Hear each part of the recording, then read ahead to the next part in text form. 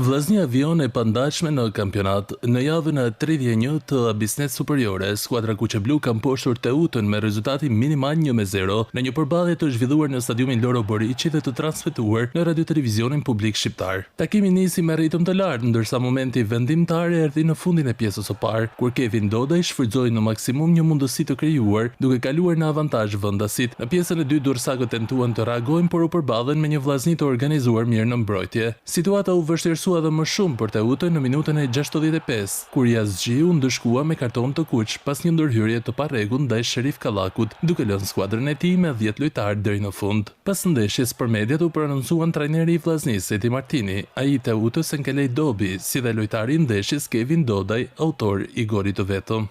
Maksimum e vujtur, unë i lodhja me sjavë se por bravo qoftë sepse të fitosh një ndeshje kundër Durrësit që ka bëha mjaft mirë javën e fundit dhe pavarësisht rezultateve ka një ekip që lart mbrojtje mirë, kundër zbret mirë, nuk ishte ndeshje e lehtë, e kishim përgatitur ta javën, ne dishim që do të ishte e vështirë, por thash ndeshjet që shikojnë met midis lodhjes fizike, lodhjes mendore hyn tana bashkë dhe komplimentoj djem bravo qoftë.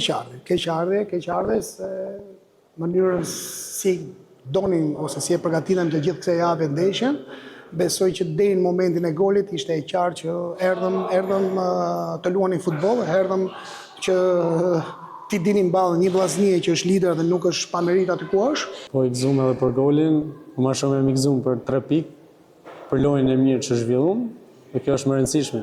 Me këtë fitore, vllaznia ngjitet në kuotën e 59 pikëve, duke krijuar një diferencë prej 5 pikësh nga ndjekësia më e afërt e Gnatja. Nga ana tjetër, Teuta mbetet në vendin e 6 me 38 pikë, duke komplikuar objektivat për fazën e mbetur të sezonit.